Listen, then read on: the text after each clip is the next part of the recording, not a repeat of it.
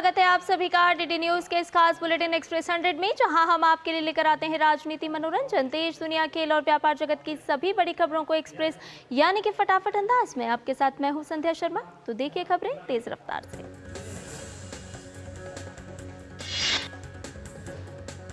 देश भर में 9 अगस्त से 15 अगस्त तक हर घर तिरंगा अभियान चलाया जा रहा है। लोग इस कार्यक्रम में बढ़ चढ़कर हिस्सा ले रहे हैं। कश्मीर से लेकर कन्याकुमारी और गुजरात के कच्छ से लेकर असम तक लोग हर घर तिरंगा अभियान में हिस्सा ले रहे हैं। हर घर तिरंगा अभियान के तहत उपराष्ट्रपति जगदीप धनखड़ ने दिल्ली के भारत मंडपम से एक बाइक रैली को हरी झंडी दिखाकर रवाना किया। इस बाइक रैली में सांसदों ने भी हिस्सा लिया। बाइक रैली समारोह में उपराष्ट्रपति जगदीप धनखड़ ने कहा कि हर घर तिरंगा हमारी स्वतंत्रता, हमारे गौरव और विकसित भारत के हमारी प्रतिबद्धता को दर्शाता है। यह संकेत देता है कि यह शताब्दी भारत की शताब्दी है। केंद्रीय गृह मंत्री अमित शाह आज अहमदाबाद में हर घर तिरंगा यात्रा को हरी झंडी दिखाकर यात्रा की शुरुआत करेंगे। दिल्ली के उपराज्यपाल विनय कुमार सक्सेना कनॉट प्लेस से नई दिल्ली नगर पालिका परिषद के स्कूलों के 5000 छात्रों की तिरंगा यात्रा का नेतृत्व करेंगे। वहीं उत्तर प्रदेश में स्वतंत्रता दिवस के अवसर पर 13 से 15 अगस्त के बीच हर घर तिरंगा कार्यक्रम का आयोजन किया जा रहा है। हर घर तिरंगा अभियान की सफलता के लिए बीजेपी प्रदेश भर में जागरूकता अभियान चला रही है। छत्तीसगढ़ के मुख्यमंत्री विष्णुदेव साय हर घर तिरंगा अभियान के तहत रायपुर के बूढ़ा तालाब स्थित इंडोर स्टेडियम में जोहार तिरंगा कार्यक्रम की मेजबानी करेंगे। गाजियाबाद में उत्तर प्रदेश के उप मुख्यमंत्री ब्रजेश पाठक ने हर घर तिरंगा अभियान की शुरुआत की। ब्रजेश पाठक ने लोगों को झंडे वितरित किए। साथ ही उन्होंने सभी लोगों से अपने घर पर झंडा फहराने का आह्वान भी किया। यूपी के फतेहपुर में हर घर तिरंगा अभियान के अंतर्गत 4,74,000 झंडे लगाए जाने हैं, जिसके लिए स्वयं सहायता समूह की दीदियों द्वारा झंडों का निर्माण किया जा रहा है। वहीं हापुड़ जिले में भी हर घर तिरंगा फहराने की तैयारी तेजी से चल रही है। स्वयं सहायता समूह की मुस्लिम महिलाओं को तिरंगा झंडा बनाने की जिम्मेदारी सौंपी गई है। ये महिलाएं आर्थिक रूप से मजबूत होकर स्वावलंबन की ओर भी बढ़ रही हैं। हर घर तिरंगा अभियान के तहत मिजोरम के कला एवं संस्कृति विभाग ने आइजोल में तिरंगा यात्रा का आयोजन किया, जिसमें 800 छात्रों ने तिरंगा मार्च निकाला। जनपद अलीगढ़ में हर घर तिरंगा कार्यक्रम के तहत राष्ट्रीय ग्रामीण आजीविका मिशन के अंतर्गत ग्रामीण क्षेत्र के 128 महिला समूह और शहरी क्षेत्र के 32 समूहों की महिलाएं झंडों का निर्माण कर रही हैं। देश भर में चलाए जा रहे हर घर तिरंगा अभियान के तहत हरियाणा के पानीपत में विशाल शोभा यात्रा निकाली गई, जिसमें बड़ी तादाद में लोगों ने हिस्सा लिया। मणिपुर के राज्यपाल लक्ष्मण प्रसाद आचार्य सीसीपुर का दौरा करने पहुंचे। इस दौरान राज्यपाल ने एक प्रतिज्ञा पत्र पढ़ा और उसके बाद हर घर तिरंगा अभियान के संबंध में जागरूकता फैलाने वाली बाइक रैली को हरी झंडी दिखाई। केंद्र शासित प्रदेश लद्दाख के कारगिल जिले में लद्दाख स्वायत्त पहाड़ी विकास परिषद की ओर से परिषद सचिवालय में हर घर तिरंगा अभियान को लेकर हस्ताक्षर अभियान चलाया गया। ओडिशा के मशहूर रेत कलाकार सुदर्शन पटनायक ने पुरी बीच पर एक कलाकृति तैयार की है, जिसमें उन्होंने भारत के नक्शे के साथ प्रधानमंत्री नरेंद्र मोदी को दिखाया है। उन्होंने पीएम मोदी की 8 फीट ऊंची कलाकृति तैयार की और साथ में हर घर तिरंगा भी लिखा। असम में खेल एवं युवा कल्याण विभाग ने गुवाहाटी में हर घर तिरंगा अभियान के उपलक्ष्य में तिरंगा दौड़ का आयोजन किया। जयपुर नगर निगम ग्रेटर ने हर घर तिरंगा अभियान का जश्न मनाने के लिए तिरंगा मैराथन का आयोजन किया। मुख्यमंत्री भजनलाल शर्मा ने भी तिरंगा मैराथन में भाग लिया।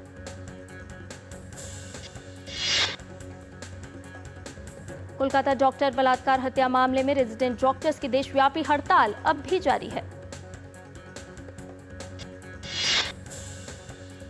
दोषियों के खिलाफ कड़ी कार्रवाई की मांग को लेकर लखनऊ से लेकर दिल्ली तक, कोलकाता से लेकर मुंबई तक डॉक्टर हड़ताल पर हैं। इंडियन मेडिकल एसोसिएशन ने केंद्रीय स्वास्थ्य मंत्री जेपी नड्डा को पत्र लिखकर मामले की निष्पक्ष जांच की मांग की है। इसके अलावा कार्यस्थल पर डॉक्टर्स, खासकर महिलाओं की सुरक्षा में सुधार के लिए तत्काल कदम उठाए जाने की भी मांग की गई है। वहीं एनसीडब्ल्यू सदस्य जेलिना खोंगचुक कोलकाता पहुंच गई हैं। उन्होंने कहा कि पुलिस आयुक्त और पीड़िता के माता पिता से मिलेंगे, उस अस्पताल का भी दौरा करेंगे जहां यह घटना हुई है। महिला डॉक्टर से दुष्कर्म के बाद हत्या के मामले में मुंबई म्युनिसिपल के Maharashtra association of resident doctors ने गहरा दुख और गुस्सा व्यक्त किया है। साथ ही आज से हड़ताल पर जाने का ऐलान भी कर दिया है। बीएमसी-एमएआरडी के महासचिव डॉक्टर अक्षय डोंगर दीवे ने कहा कि महिला डॉक्टर के साथ हुई घटना के अपराधियों को सजा मिलनी चाहिए, पीड़ित परिवार को न्याय मिलना चाहिए। लखनऊ पीजीआई में भी डॉक्टर्स ने कल कैंडल मार्च निकाला। पश्चिम बंगाल में हुई डॉक्टर के साथ घटना के विरोध में डॉक्टर्स में जबरदस्त नाराजगी है। रक्षा मंत्रालय के अतिरिक्त जन सूचना महानिदेशालय ने सोशल मीडिया में प्रसारित की जा रही उन खबरों का खंडन किया है जिसमें बताया जा रहा है कि भारत और चीन की सेना के बीच झड़प हुई है। अतिरिक्त जन सूचना महानिदेशालय के एडीजी ने सोशल मीडिया मंच एक्स पर लिखा है कि अफवाहों से बचें। भारतीय सेना और पीएलए सैनिकों के बीच झड़प के बारे में सोशल मीडिया पर प्रसारित किए जा रहे संदेश फर्जी हैं। यह खबर गलत है और ऐसी कोई घटना नहीं हुई है। त्रिपुरा में अगरतला के नंदन नगर बाजार से पुलिस ने 4 बांग्लादेशी नागरिकों को गिरफ्तार कर लिया है। इसके साथ ही बीएसएफ के जवानों ने 12 से 15 बांग्लादेशी नागरिकों के एक समूह द्वारा घुसपैठ करने की कोशिश को नाकाम कर दिया। खराब मौसम और कम दृश्यता का फायदा उठाकर ये पूरा समूह खोवाई जिले के अंतर्गत सीमा चौकी पहाड़ मुरा के इलाके से सीमा पार करने की कोशिश में थे। हरियाणा के मुख्यमंत्री नायब सिंह सैनी ने सेक्टर 32 में विश्व स्तरीय शूटिंग रेंज स्पोर्ट्स कॉम्प्लेक्स और state institute of engineering and technology का शिलान्यास किया। मुख्यमंत्री नायब सिंह सैनी ने कहा कि लगभग 315 करोड़ की लागत से ये भवन बनाने वाले हैं, जिसका लाभ यहां के युवाओं को मिलेगा। सुप्रीम कोर्ट में यूपी के मदरसा एक्ट को असंवैधानिक घोषित करने के इलाहाबाद हाई कोर्ट के फैसले के खिलाफ दायर याचिकाओं पर निर्णायक सुनवाई आज होगी। सुप्रीम कोर्ट ने इलाहाबाद हाई कोर्ट के फैसले पर अंतरिम रोक लगाई थी, जिसके चलते यूपी में मदरसा एक्ट के तहत मदरसों में पढ़ाई अभी चल रही है। कथित जमीन के बदले नौकरी घोटाले मामले में आज राउस एवेन्यू कोर्ट में सुनवाई होगी। ईडी ने 6 अगस्त को नई चार्जशीट दाखिल की थी, जिसमें लालू यादव और तेजस्वी यादव को आरोपी बनाया गया है। ईडी का आरोप है कि लालू यादव ने रेल मंत्री रहते हुए नौकरी के बदले लोगों से जमीन ली थी। इस मामले में मनी लॉन्ड्रिंग के एंगल से जांच जारी है।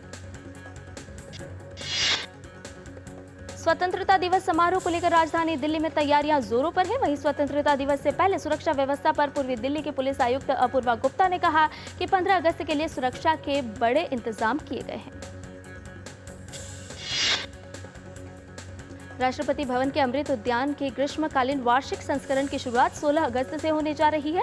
16 अगस्त से खुलने वाला ये उद्यान 1 महीने तक खुला रहेगा। अमृत उद्यान ग्रीष्मकालीन वार्षिक संस्करण 2024 के उद्घाटन के दौरान स्कूली बच्चों के लिए राष्ट्रपति भवन संग्रहालय में प्रवेश निःशुल्क होगा।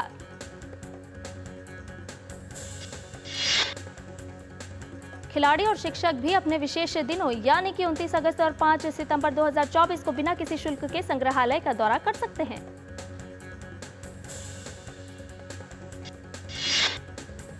जम्मू कश्मीर में खराब मौसम के कारण पहलगाम और बालटाल दोनों मार्गों पर अमरनाथ यात्रा आज स्थगित कर दी गई है। दिल्ली एनसीआर के कई हिस्सों में भारी बारिश के बाद जलभराव हो गया। साउथ एवेन्यू 3 मूर्ति एरिया और धौला कुआं के साथ साथ कई इलाकों में जल भराव के चलते लोगों को काफी दिक्कतों का सामना भी करना पड़ा।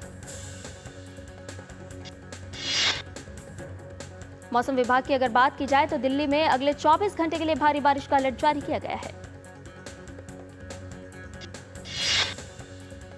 मौसम विभाग के अनुसार राजस्थान, उत्तर प्रदेश, पूर्वी और पूर्वोत्तर भारत में अगले 7 दिन तक तेज बारिश जारी रहेगी।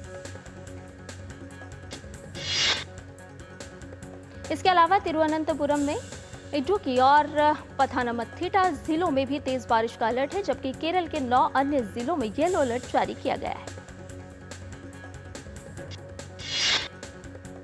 हिमाचल प्रदेश में मौसम विभाग ने 18 तारीख तक बारिश का अलर्ट जारी किया है। मुख्य संसदीय सचिव संजय अवस्थी ने हिमाचल के लोगों से अनुरोध किया है कि जब तक बहुत जरूरी ना हो वे अपने घरों से बाहर ना निकलें।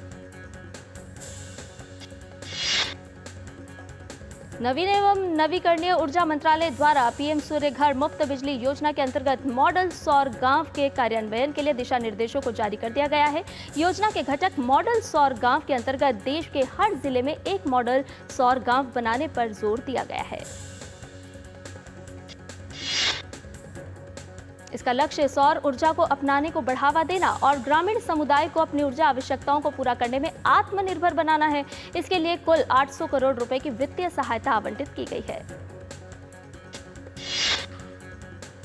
देश में नई कंपनियों और LLP यानी कि लिमिटेड लायबिलिटी पार्टनरशिप की संख्या चालू वित्त वर्ष के पहले 4 महीने में 5% बढ़कर 91,578 हो गई है। टाटा ग्रुप की एयर कंडीशनर बनाने वाली कंपनी वोल्टास लिमिटेड को वित्त वर्ष 2024-25 की पहली तिमाही में 334 करोड़ रुपए का मुनाफा हुआ है। Delivery app Zepto additional $310 million fund जुटाने की तैयारी कर रही है।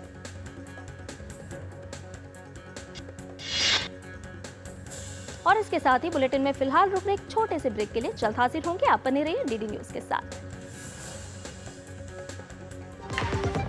अब आया असली स्वाद। अब आया स्वाद। जब स्वाद के पड़े हो लाले तो MDH का चंकी चाट मसाला डालें। MDH का चंकी चाट मसाला। MDH। काट। सुरक्षा की गारंटी हर चीज में जरूरी है, चाहे वो मुश्किल स्टंट हो या अच्छी फसल। इसीलिए ले आइए IIL के ट्रैक्टर ब्रांड का शिनबा, जो देता है सुंडी और ट्रिप से सुरक्षा की गारंटी। हमारा डेजर्ट आ गया पर हमारी चैंपियन नहीं आई अब तक। बिल भरने के पहले तो आएगी ना। So girls, क्या हो रहा है? बिल हो रहा है। चल अपना कार्ड दे। पिन दे। RBI कहता है अपना पिन, OTP, CVV या इंटरनेट बैंकिंग पासवर्ड किसी को ना दे। ऑनलाइन बैंकिंग सिर्फ अपने ही कंप्यूटर, मोबाइल और सिक्योर नेटवर्क से करें। हाँ, ये खाने की चैंपियनशिप थी क्या? RBI कहता है जानकार बनिए, सतर्क रहिए। बढ़िया है, प्राकृतिक हल्दी, मिर्ची, धनिया। नहीं, मिर्ची, धनिया, हल्दी, MDH।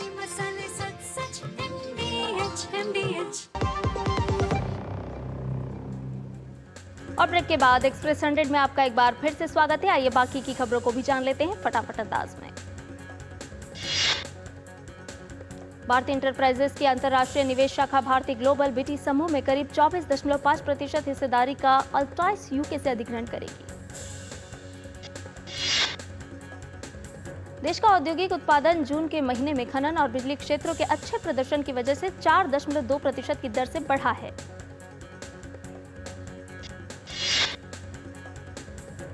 वित्त वर्ष 2025 की पहली तिमाही में हिंदुस्तान कॉपर लिमिटेड का नेट प्रॉफिट दोगुना बढ़कर 113.40 करोड़ रुपए पर पहुंच गया। प्रत्यक्ष कर संग्रह में बीते वर्ष के मुकाबले शुद्ध रूप से 22% से अधिक वृद्धि दर्ज की गई है। आयकर विभाग की तरफ से जारी आंकड़ों के हिसाब से चालू वित्त वर्ष में 11 अगस्त तक कॉर्पोरेट टैक्स, सुरक्षा लेन देन टैक्स समेत अन्य तरह के प्रत्यक्ष कर का संग्रह 8.13 लाख करोड़ से अधिक रहा है। चालू वित्त वर्ष में कुल प्रत्यक्ष कर संग्रह 8.13 लाख करोड़ में से 1.20 लाख करोड़ रुपए से अधिक का रिफंड दिया गया है, जिसके बाद शुद्ध प्रत्यक्ष कर संग्रह 6.92 लाख करोड़ से अधिक का रहा है। इस साल जून में भारत का औद्योगिक उत्पादन 4.2% बढ़ा है, जिसका मुख्य कारण खनन और बिजली क्षेत्रों को अच्छा प्रदर्शन रहा है। इस साल जून में खनन उत्पादन 10.3% बढ़ा और बिजली उत्पादन 8.6% बढ़ा। इस वित्त वर्ष के अप्रैल जून तिमाही में IIP में 5.2% की वृद्धि दर्ज की गई।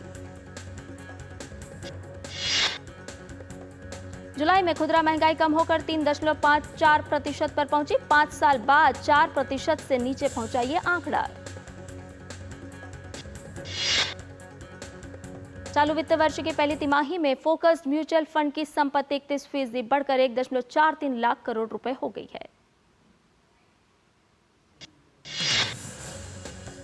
JSW स्टील ऑस्ट्रेलियाई कंपनी में बड़ा निवेश करेगी। कच्चे माल की सुरक्षा बढ़ाने के लिए कंपनी ने ऑस्ट्रेलिया की खनन कंपनी एमरेस NSW में 66.67% हिस्सेदारी खरीदने की घोषणा की है। एप्पल इंक ने वित्त वर्ष 2025 के 4 महीनों में 40,145 करोड़ रुपए के आईफोन बनाए और उनमें से 85% कीमत के फोन निर्यात करके एक नई सफलता हासिल की है।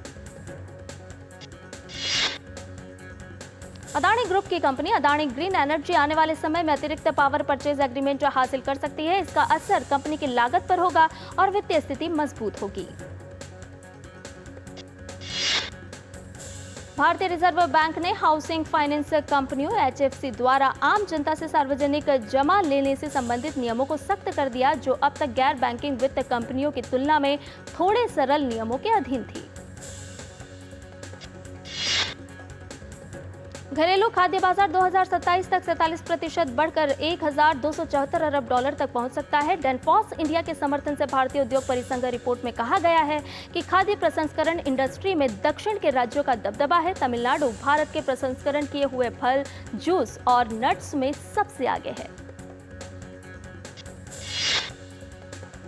कृषि एवं किसान कल्याण विभाग के मुताबिक 12 अगस्त तक 979 लाख हेक्टेयर से ज्यादा क्षेत्र में हो चुकी है खरीफ फसल की बुआई। इस वर्ष 331 लाख हेक्टेयर से ज्यादा भूमि पर हो रही है चावल की खेती। ब्राजील के साओ पाउलो में शुक्रवार को दुर्घटनाग्रस्त हुए विमान के पायलट के रिश्तेदार और मित्र अंतिम विदाई देने के लिए अंतिम संस्कार में शामिल हुए। ग्रीस में इस साल की सबसे भीषण जंगल की आग एथेंस के उपनगरों में फैल गई, जिससे सैकड़ों लोगों को भागना पड़ा क्योंकि इसने पेड़ों, घरों, कारों और को जला दिया और व्यस्त सड़कों को धुएं और राख से भर दिया। अमेरिका के लॉस एंजलिस क्षेत्र में भूकंप के झटके महसूस किए गए। भूकंप की तीव्रता 4.4 मापी गई। अमेरिका ने मध्य पूर्व में एक गाइडेड मिसाइल सबमरीन को तैनाती के लिए भेजा है। अमेरिकी रक्षा सचिव लॉयड ऑस्टिन ने इस बात की जानकारी देते हुए कहा कि यह फैसला इजरायल और ईरान के बीच जंग की बढ़ती आशंकाओं के मद्देनजर लिया गया है। परमाणु ऊर्जा से चलने वाली पनडुब्बी USS जॉर्जिया जुलाई से ही भूमध्य सागर में मौजूद थी, लेकिन पनडुब्बी की तैनाती की सार्वजनिक घोषणा करना एक नया कदम है। अमेरिका ने यह फैसला इजरायल से बातचीत के बाद लिया है।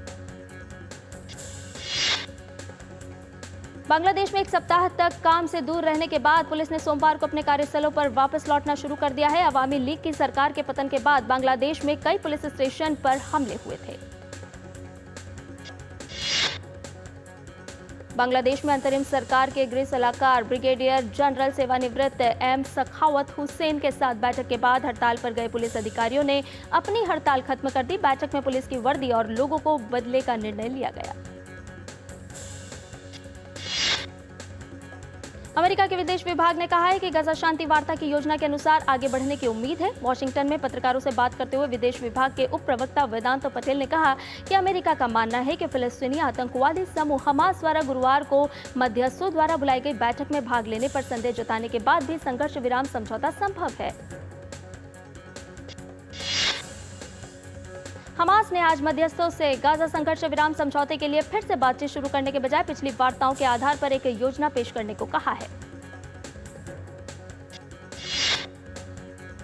बांग्लादेश में हुए तख्तापलट में अमेरिका ने किसी भी तरह की भूमिका से इनकार किया है। व्हाइट हाउस की प्रेस सचिव करिन जिन-पियरे ने एक बयान में कहा कि बांग्लादेश में सत्ता परिवर्तन में अमेरिका का हाथ होना मात्र एक अफवाह है और यह पूरी तरह से गलत है। गोल्ड मेडल मुकाबले से चंद घंटे पहले डिस्क्वालीफाई होने के बाद विनेश फोगाट मामले पर आज फैसला आ सकता है। खेल पंचायत सभी पक्षों की दलीलें सुनने के बाद आज अपना फैसला सुना सकता है। विनेश फोगाट ने पेरिस ओलंपिक का खेलगांव छोड़ दिया है। बताया जा रहा है कि डिस्क्वालीफिकेशन अपील पर फैसला आने के बाद विनेश जल्द भारत लौटेंगी। भारत के star javelin throw athlete Neeraj Chopra फिलहाल भारत नहीं लौटेंगे। दरअसल पेरिस ओलंपिक में सिल्वर मेडल जीतने के बाद नीरज चोपड़ा जर्मनी के लिए रवाना हो गए हैं। डॉक्टर्स की सलाह के बाद नीरज चोपड़ा मेडिकल चेकअप के लिए जर्मनी गए हैं। नीरज चोपड़ा को हर्निया की शिकायत है। ऐसे में मेडिकल चेकअप के कारण उन्हें जर्मनी जाने की सलाह दी गई थी। यदि जरूरत पड़ी तो जर्मनी में ही उनकी सर्जरी भी होगी। इसके बाद ही नीरज चोपड़ा भारत लौट सकेंगे। दुनिया भर के खेल प्रशंसकों ने पेरिस ओलंपिक का जमकर लुत्फ उठाया। कुछ प्रशंसक खुश हैं कि वे खेलों के महाकुंभ का हिस्सा बन सके, वहीं कुछ प्रशंसक दुखी दिखे। पेरिस में रहने के बावजूद वे ओलंपिक के बहुत कम इवेंट्स देख सके। और बुलेटिन में फिलहाल रुक रहे एक छोटे से ब्रेक के लिए जल्द हाजिर होंगे। आपके घर के खाने में रेस्टोरेंट जैसा स्वाद ले आए MDH का शाही पनीर मसाला। पनीर को क्या मस्त बना डाला। बात जब पीढ़ियों के लिए बनने वाले घर की हो तो जिम्मेदारी बड़ी हो जाती है। गैलेंट समझता है ये जिम्मेदारी। अब डबल M रिब्स के साथ गैलेंट एडवांस TMT रीबार, निर्माण का रियल हीरो। ऐसी जान जो है सारे घर की दुलारी, उसकी सुरक्षा और स्वास्थ्य है हम सब की जिम्मेदारी। 5 साल से कम उम्र के बच्चों को दस्त से बचाने के लिए तैयार है परिवार। रक्षा, रोकथाम और उपचार। रक्षा के लिए 6 महीने तक बच्चे को सिर्फ माँ का दूध पिलाएं। रोकथाम मतलब साफ घर, साफ टॉयलेट और साफ बर्तन, और खाना बनाने से पहले और शौच या मल साफ करने के बाद हाथ अच्छे से धोएं। उपचार के लिए जब बच्चे को दस्त लगे तो उसे तुरंत ORS का घोल पिलाएं और 2 हफ्ते तक जिंक की गोली दें। दस्त होते ही अपने नजदीकी स्वास्थ्य केंद्र से जल्द संपर्क करें। ORS और जिंक की गोलियां स्वास्थ्य केंद्र पर निशुल्क उपलब्ध हैं। जब बच्चे स्वस्थ रहेंगे तो हंसते मुस्कुराते रहेंगे। याद रहे, दस्त के विरुद्ध तैयार है परिवार। रक्षा, रोकथाम और उपचार।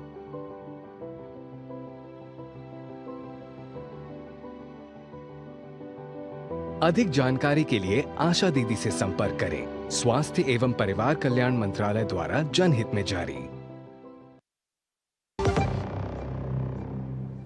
और ब्रेक के बाद एक्सप्रेस 100 में आपका एक बार फिर से स्वागत है।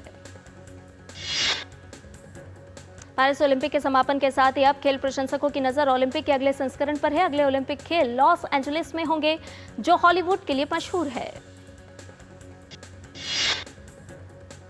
लॉस एंजलिस में सड़कों पर यातायात का बोझ कम हो सके, इसके लिए लोगों से पब्लिक ट्रांसपोर्ट का उपयोग करने की अपील की जा रही है, ताकि ओलंपिक तक लॉस एंजलिस की फिजा को बेहतर बनाया जा सके।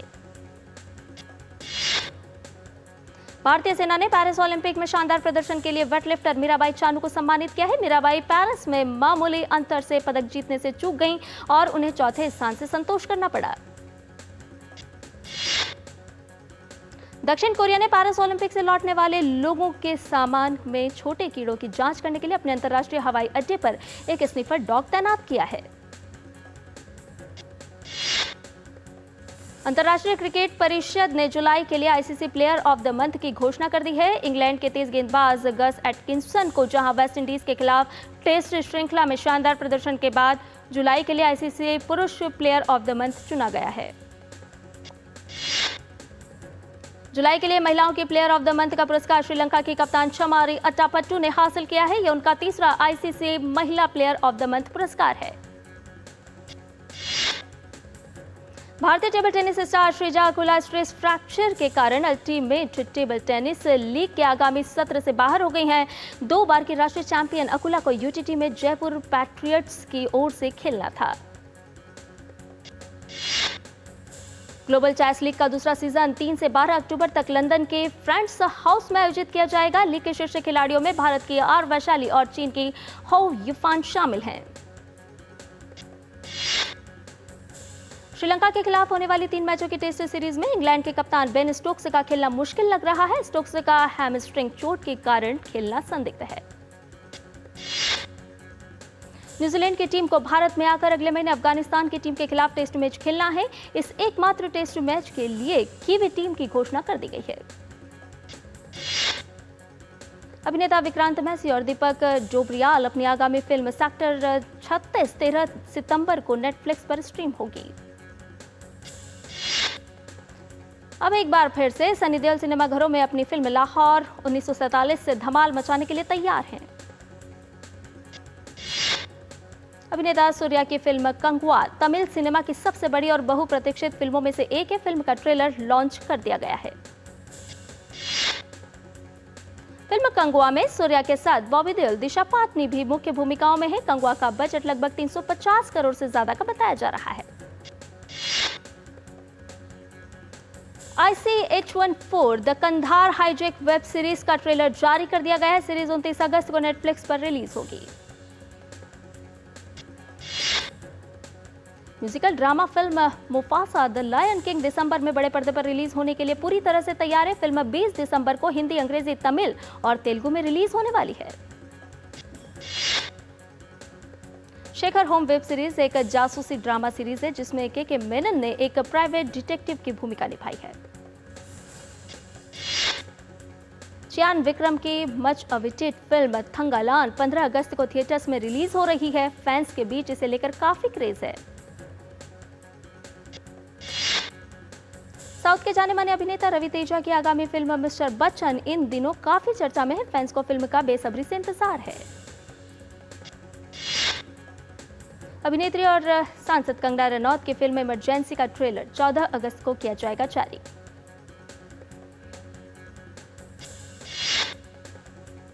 और इसके साथ ही एक्सप्रेस न्यूज में फिलहाल मेरे साथ इतना ही। मुझे दीजिए इजाजत, लेकिन डीडी न्यूज पर खबरों का सिलसिला लगातार जारी है। नमस्कार।